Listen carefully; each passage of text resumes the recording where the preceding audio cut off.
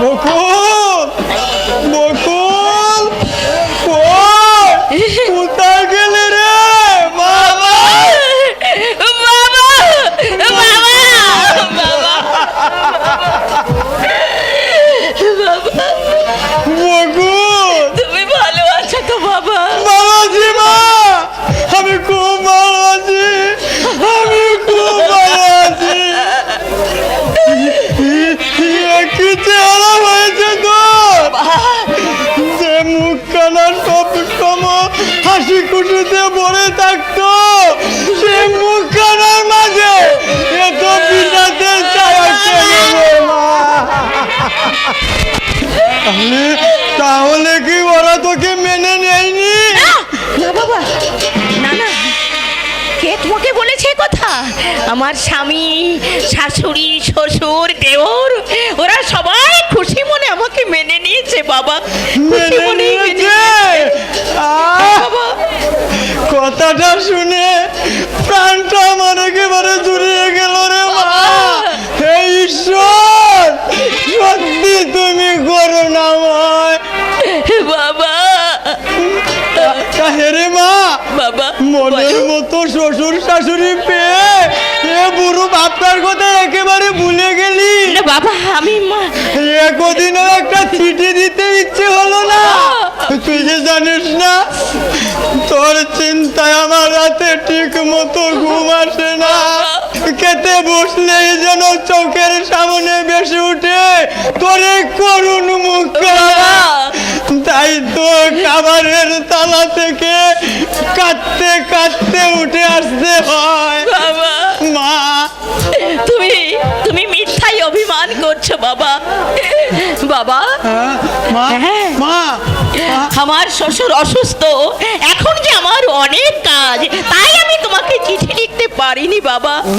মা, তোর শ্বশুর অসুস্থ এ কথা তো তুই আমার আগে বলিসনি। না মানে? চল চল তো মা, আমি একবার দেখে আসি তোর শ্বশুর কেমন আছে। না বাবা, আজ নয় বাবা, অন্য একদিন হবে, অন্য একদিন হবে বাবা, অন্য একদিন হবে। এত দূর এসে তোর শ্বশুর শাশুড়ির সঙ্গে দেখা না করে চলে যাব, এ কথা শুনলে ধ্রুব কত বড় দুঃখ পাবে তা তুই ভাবতে পারবি না।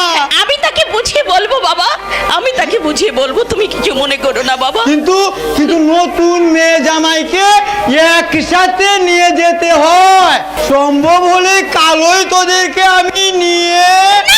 না না না, এ মা, বাবা, মা, বাবা। তুই হঠাৎ এভাবে চিৎকার করে উঠলে কেন? না বাবা, মানে বলছিলাম কি, এখন এখন আমাদের যাওয়া কোনো মতেই সম্ভব নয়। তুমি এখন যাও বাবা, তুমি এখন যাও, আমি চিঠি দিয়ে জানালে তারপর তুমি এসো। তুমি যাও বাবা, তুমি যাও। আচ্ছা আচ্ছা আচ্ছা মা, তোর কি হয়েছে বলতো মা? কিছু হয়নি বাবা। তোর চোখ মুখ দেখে মনে হচ্ছে যেন তুই কোনো কিছু আমার কাছে লুকোচ্ছিস মা। না বাবা, আমি কিছুই লুকাচ্ছি না, আমি আমি ভালো আছি বাবা। আচ্ছা, তুই আমার দিকে তাকিয়ে সত্যি করে বলতো মা, তুই সুখে আছিস তো? হ্যাঁ বাবা, আমি আমি খুব সুখে আছি বাবা, আমি খুব সুখে। এই যে এই ছোট লোকের মেয়ে, যার তার সঙ্গে বেশ গল্প গুজব শুরু করেছিস, বলে রান্নাটা করবে কখন শুনি? আমি আমি এক্ষুনি যাচ্ছি বোঠান, আমি এক্ষুনি যাচ্ছি। আমার স্নানের জলটা তোলা হয়েছে? আমার মনে ছিল না, আমার ঠিক মনে ছিল না বৌঠান। চুলের মুঠি ধরে বাড়ি থেকে তাড়িয়ে দেবো হারামজাদি। খাওয়ার সময় মনে থাকে না, আর কাজের বেলায় মনে থাকে না। বৌঠান, কাজে ফাঁকি দিয়ে আবার বাইরের লোকের সঙ্গে গল্প করছিস। মা, মা বাইরের লোক কেন বলছো মা? আমি তো ওর বাবা। ও, তুমি ওর বাবা, তাই বুঝি আমার চাকরের মতো সেজেগুজে এসেছো? মা, মা তুমি আমাকে চাকর বললে মা? চাকরানির বাবাকে চাকর বলবো না কি মাস্টার মশাই বলবো? হ্যাঁ, কি বললে? তুমি চলে যাও বাবা, তুমি এক্ষুনি চলে যাও, এক্ষুনি এখান থেকে চলে যাও। দাঁড়া দাঁড়া মা, দাঁড়া, আমার কাছে কিছু কেন যেন এলো মনে হচ্ছে রে। সত্য মিথ্যা যাচাই করার বুদ্ধি শক্তি যেন আমার লুপ্ত হয়ে যাচ্ছে। তাই তো তাই তো আমার বড় জানতে ইচ্ছে করছে, কে কে মা তুমি? আমি হচ্ছে এ বাড়ির বড় বউ। বড় বউ? তাহলে আমার বকুল। ও হচ্ছে এ বাড়ির বিনা মাইনের চাকর।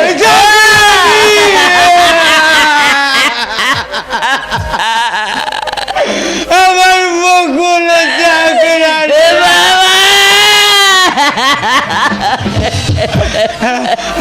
অর্থাৎ ধ্রুব দয়া করে আপনার এই মেয়েকে এবারে চাকরানি করে রেখেছে।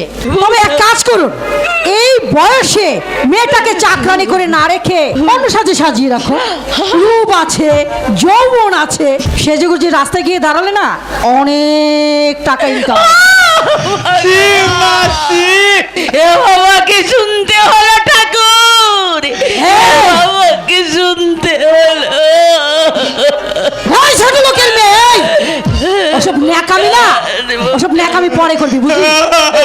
10 মিনিটের মধ্যে যদি আমার স্নানের জল তোলা না হয়, ধ্রুবকে বলে না তোকে চুলের মুঠি ধরে এই বাড়ি থেকে লাথি মেরে তাড়িয়ে দেবো। কথাটা মনে থাকে যেন। আমি তো আবার ঠম থেকে বাঁচি না।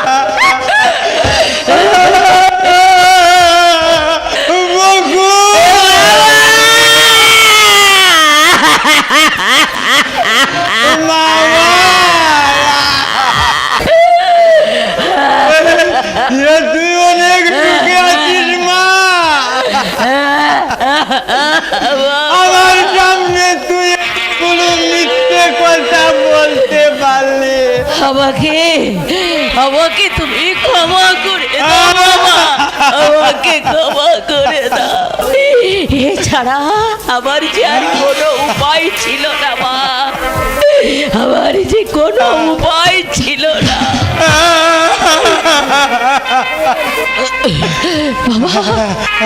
মা বাবা। মা যাও যাও বাবা, তুমি এখন এখান থেকে চলে যাও, এখন এখান থেকে চলে যাও। আর কোনদিন তুমি এখানে আসবে না বাবা। না বাবা। আর কখনো আমি এই বাড়িতে আসবো না রে, আসবো না। কিন্তু আজ আজ আমি তোকে আমার সঙ্গে নিয়ে যাবো মা। না। আর যাওয়ার আগে সে লম্পট মিথ্যেবাদী ধ্রুবর কাছে জানতে চাইবো যে সিঁদুরের অধিকার নাই বা দিলে, তাহলে কেন দিলে কলঙ্কিত? না বাবা, তুমি ওই কথা কখনো বলবে না বাবা। এটা কলঙ্কিত সিঁদুর নয়, এ যে আমার সাধনার সম্পদ, এটা আমার ভালোবাসার সিঁদুর, যে আমার ভালোবাসার সিঁদুর। নিজের স্বামীর ঘরে চাকরানির বেশে থাকতে হয়, মুছে ফেল সেই সিঁদুর। না। আমি তোকে আবার নতুন করে দিয়ে দেবো। বলবে না বাবা, খবরদার তুমি এ কথা আর কখনো বলবে না। ও বাবা, ও কথা শোনাও যে আমার মহাপাপ। বকুল, যাও, চলে যাও। তুই ফিরে চল মা। না না বাবা, না না, কখনো না। স্বামীর ত্যাগিনী হয়ে বাপের বাড়িতে রাজরানী হয়ে থাকার চেয়ে শ্বশুর বাড়িতে চাকরানী হয়ে থাকা আমার কাছে অনেক সুখের বাবা, আমার কাছে অনেক সুখের। বকুল, তুই আমার সাথে ফিরে চল ভাই, মা। তোমাকে আমি দিব্যি দিয়ে বলছি, তুমি তুমি আর কখনো কোনোদিন এই বাড়িতে এসো না বাবা। মনে করবে তোমার বকুল মরে গেছে বাবা।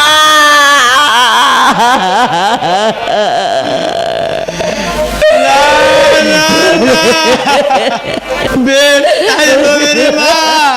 আর কখনো কোনোদিন আমি তোর বাড়িতে আসবো না।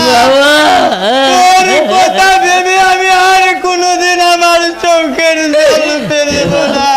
চাপা জিজ্ঞেস করলে বলবো, ওরে চাপা